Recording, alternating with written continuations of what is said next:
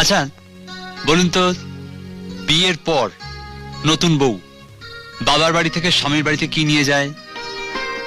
নতুন বউ বাবার বাড়ি থেকে শ্বশুর বাড়ির লোকজনদের সঙ্গে ভালো ব্যবহার, সংসারের সব কাজকর্ম করা, সকলের সঙ্গে মানিয়ে চলার শিক্ষা নিয়ে যায়।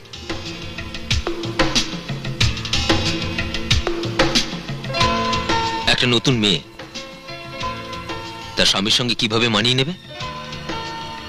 স্বামীর যা পছন্দ আমার সেটাই পছন্দ, আর স্বামীর যা অপছন্দ সেটাই আমার অপছন্দ।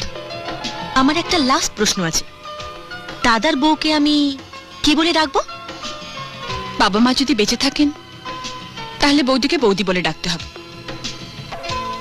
আর বাবা মা যদি না থাকেন তাহলে বৌদিকে মা বলে ডাকতে হবে।